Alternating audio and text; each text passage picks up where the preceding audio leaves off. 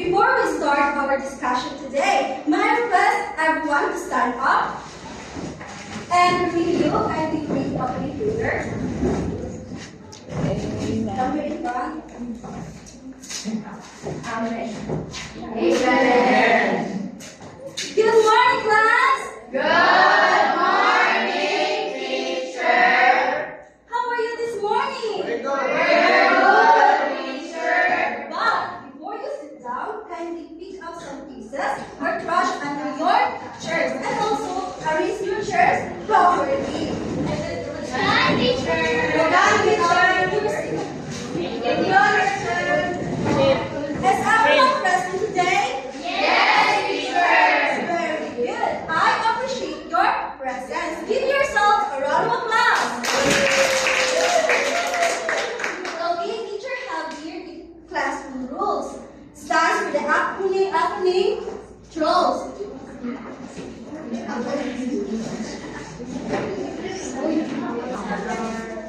Okay, everyone, kindly read our classroom rules.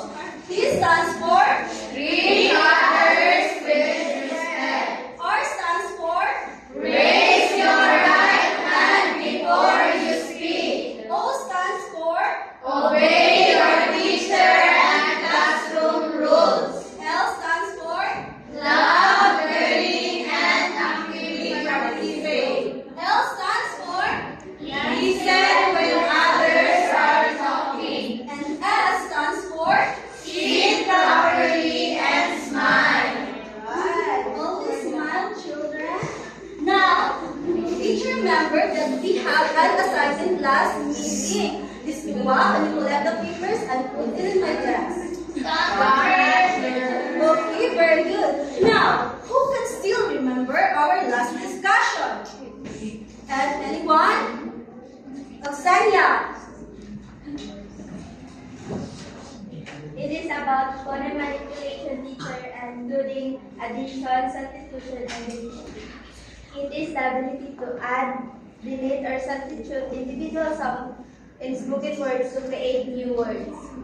Okay, very good. Now, phoneme manipulation is a phonological awareness skill that changes every word through adding, deleting, and substituting of words. Now, class, do you want some adventure? Yes, teacher. Okay, but before that, we have our special guest. Everyone, do you know him? Yes. No?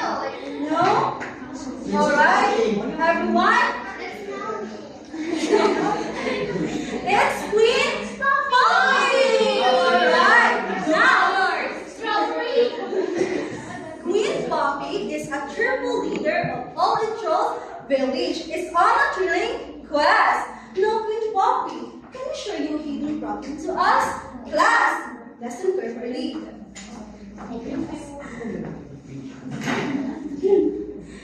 Deep in the shimmering forest, a hidden chest is said to contain the shiniest treasure in all of Trolls village. However, the grumpy chef steals the magical words containing CH and SH throughout the forest. But I believe that the whispering tree will help and guide us through our adventure. Now here is Whispering Tree.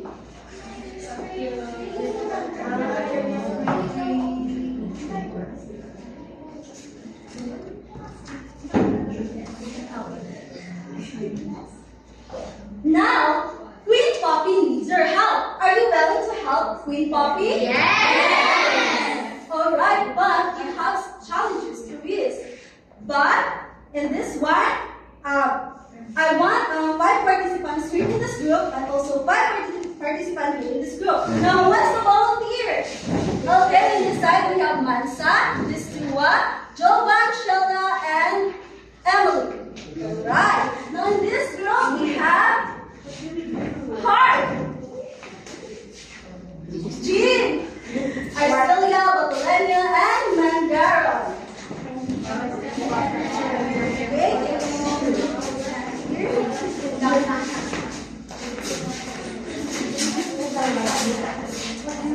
Okay, 5 participants is now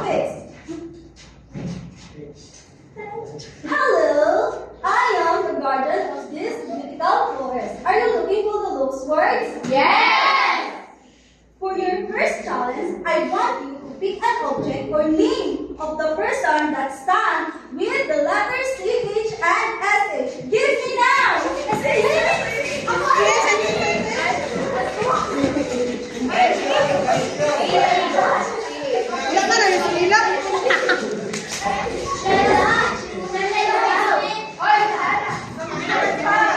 How can you give me the things or the person you pick? Okay. Next one. Hello. What is your name? My name is Shayla. Can you spell out your name?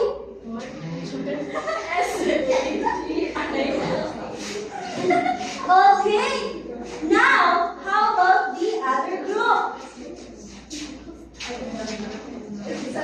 Hello, beautiful girl. What is your name? Can you spell out your name? CHRISTINE.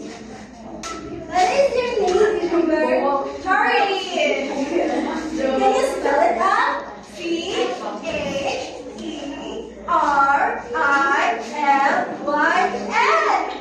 Now, for your last challenge, I want you to read the magical words. Top of my head aloud. Chase, choice, chorus, character, shadow, should, shine, shock. And the magical chest has revealed. I'm glad that all of you found the shiniest treasure in all of Troll's village. Now keep the treasure in your Troll village so that no one can steal that again. Is that clear? Yes! Now go to your village and enjoy. Say goodbye to our dance.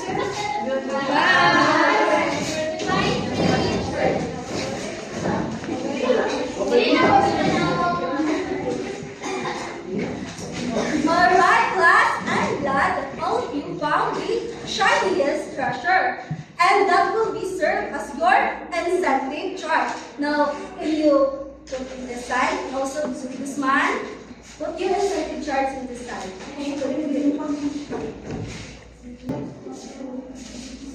Okay. Class, listen carefully up. Each of you will give it a shiniest treasure if you should follow our classroom rules and show a positive behavior toward your classmate and also to your teacher. Is that clear? Yes, sir. Now, class, what did you observe in our adventure today? Okay, Marielle. It starts with ano teacher, ano, SHOCH teacher. Okay, thank you. And because of that, you have reward. And then we get, and then you get your treasure. Put this in your incentive chart for you. Wow. Here's your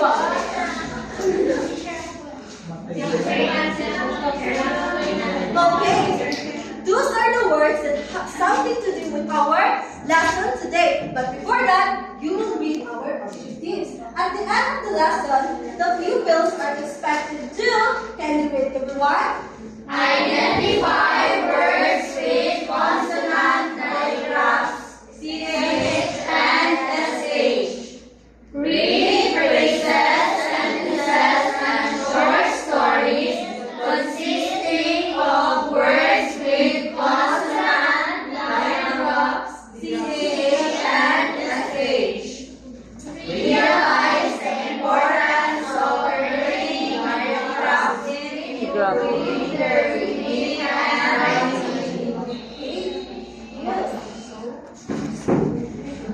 But before we tackle about lesson proper, teacher have here a welcome lesson song that I wrote. Teacher will do it first and later on you will do it and lastly we do it together.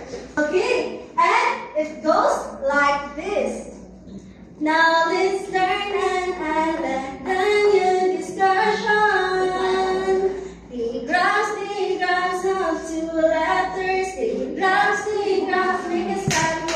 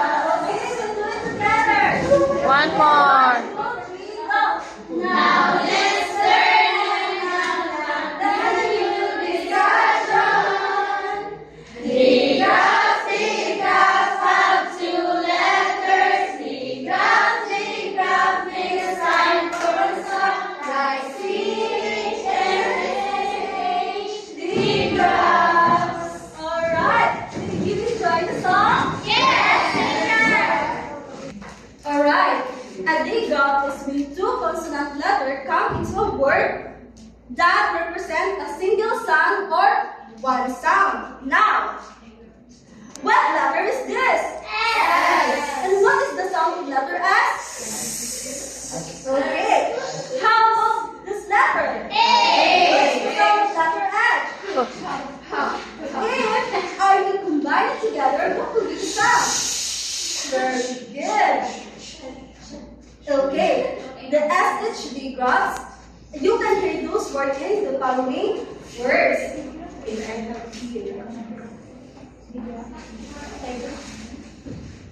The D drops is usually found at the beginning, middle, and ending of the word.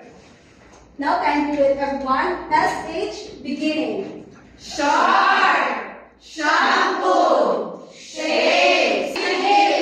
Shoes. In the middle, we have Mushroom. Brushing. Fashion. Fisherman. Milkshake. for the ending. Fish. Dish. Cash. Blush. Brush. Okay, let's proceed to the middle. CH. Alright, can you read everyone?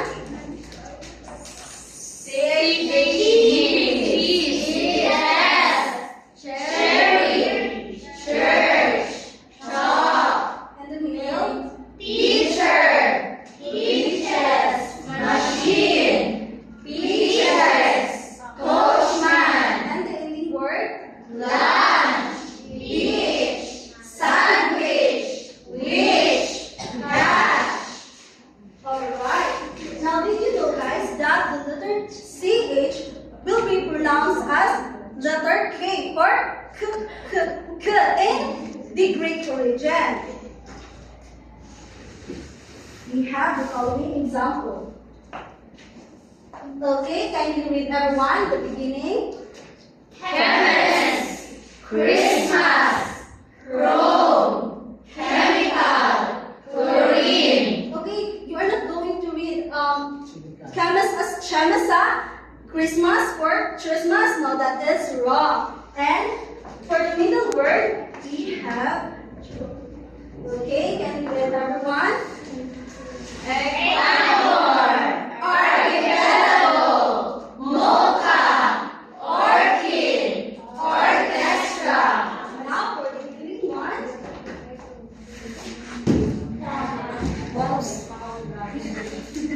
Okay, can you read everyone? Monarch.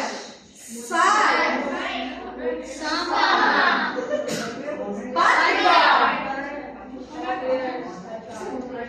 Okay. Now those are the words that have been they grab CH pronounced as letter K or K. I bet that all of you understand our lesson today. Now let's practice your understanding by a short story.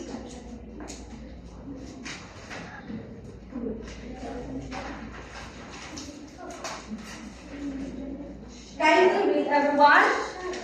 Stella is watching. She is wearing her favorite white shirt, sitting on her chair.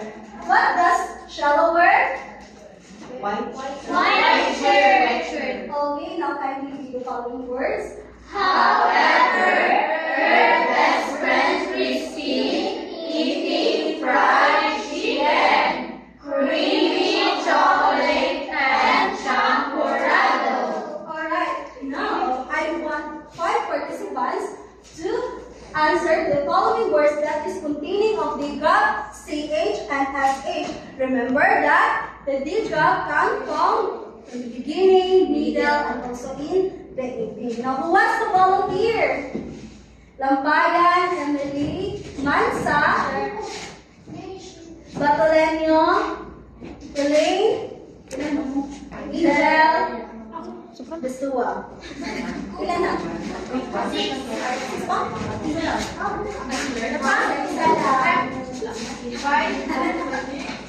Yeah.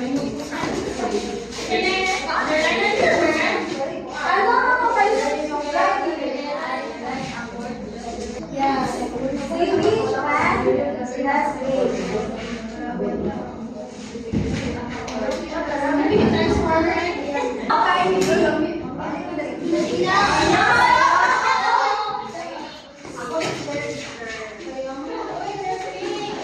Let's start the word. Thank you.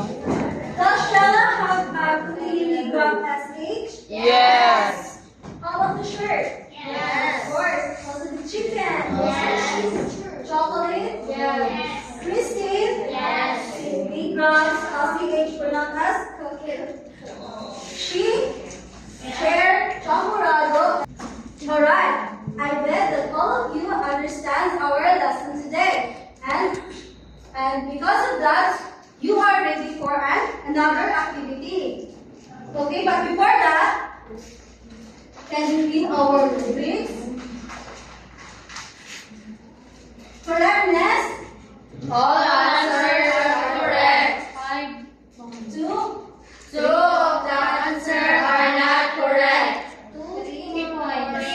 Are not correct. for the activities. 5. And no erasure in the activity. 3 points.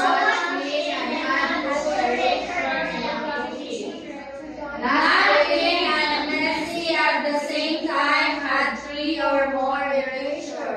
Cooperation. All members are actively participated. One of the members are not actively participated. 2 or more of the members are not actively participated. Okay, for the promptness for allotment time. The Group finish before the allotted time. The group finish in the allotted time. The group finish 1 to 2 minutes after the allotted time. Okay, and this will be the worksheet of group 1. And for the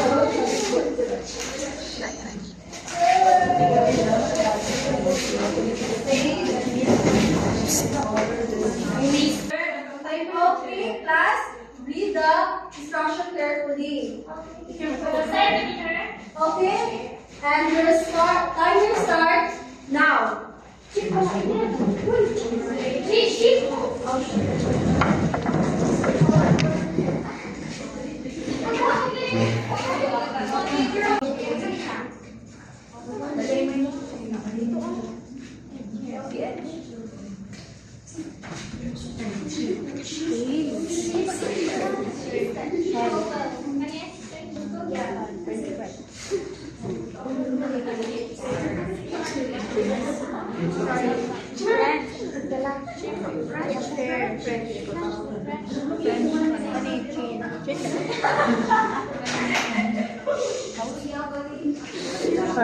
Shelter, I didn't. Children. Sa children. Children.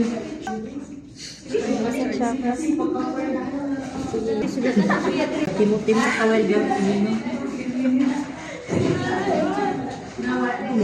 Okay, each of the group will select one representative to present their words and none in is acceptable. Now I will present your activity.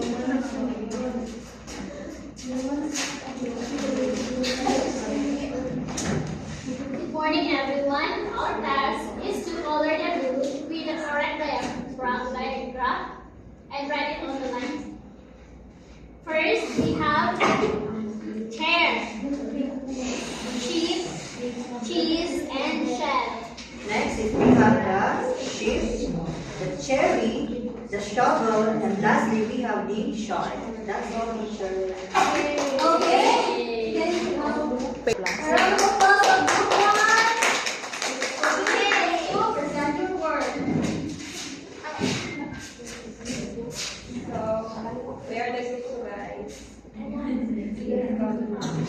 So our task is to color the diagram. Shoes, SH. Cheese, CH. Sheep, CH.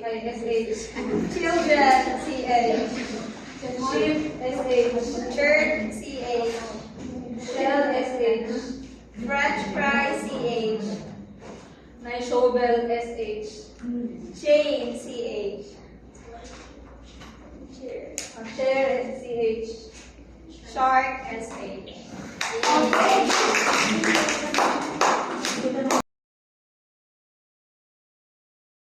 Okay, let's check their worst activity. Chair is the Liga for CA. Very good. Shield is the Liga for SA. Obvious cheese. Shell. Ship. Right, very good. Then cherry, shovel, and Shark. shark. Group 1 got a perfect score. Congratulations. For a perfect score. Okay, let's proceed to group 2. Okay, correct. Shoes is the big drop of SH. Cheese is CH. Sheep SH. Children is CH. Then ship SH. Church. Shell. French.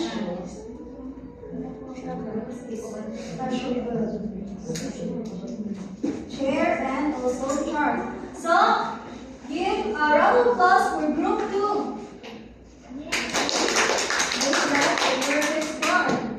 Now, okay, group 2. Does the group 1 all answers are correct? Yes. Of course. And also for me, group 2. How about the cleanliness? Yes, yes. Yes, okay.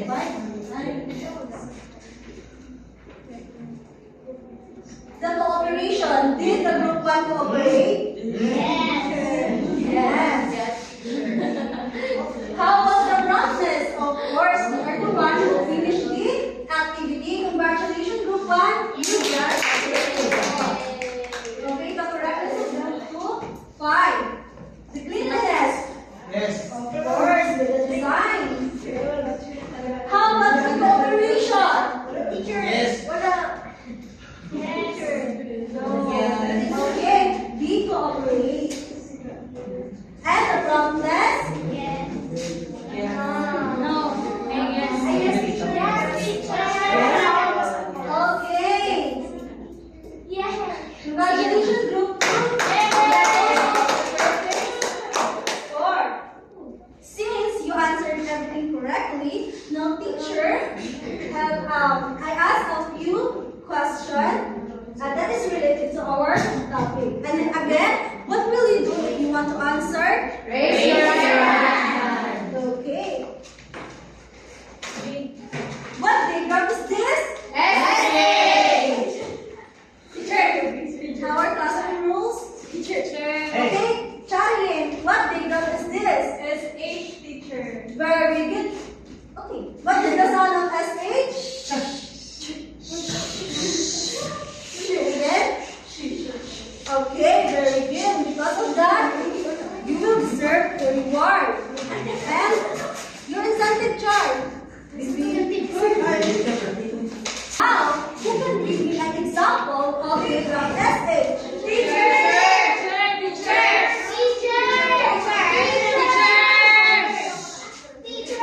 Okay, Lamaya. Shine, very good. It's your reward and also your incentive charge.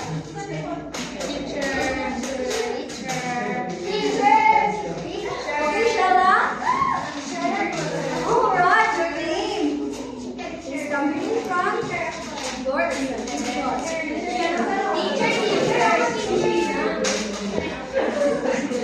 Now, what is the sound of this letter? Tell me.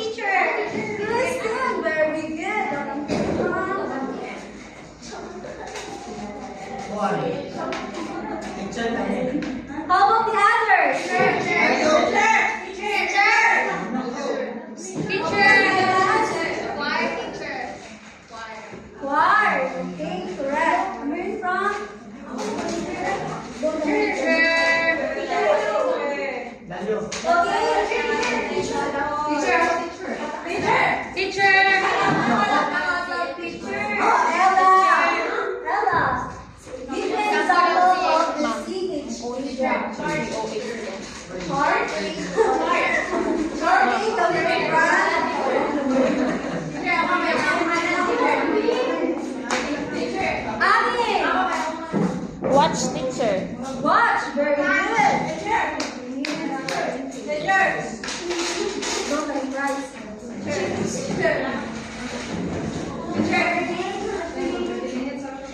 Now, who can give me the two digraphs example, CH and SH?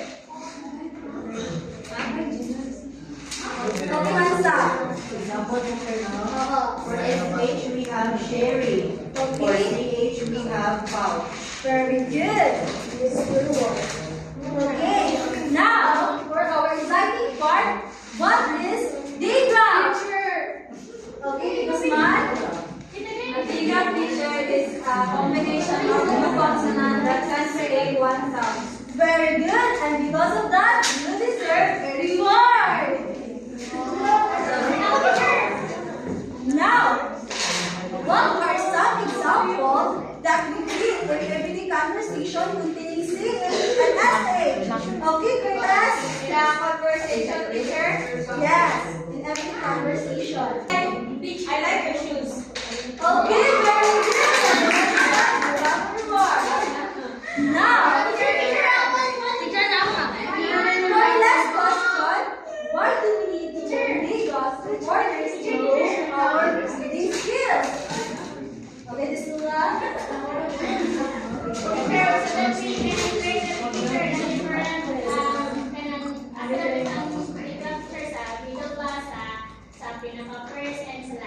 Okay, very good. And because of that, you deserve a reward. Who are the others? How about the others? Why do we need to learn digraphs in order to improve our reading skills?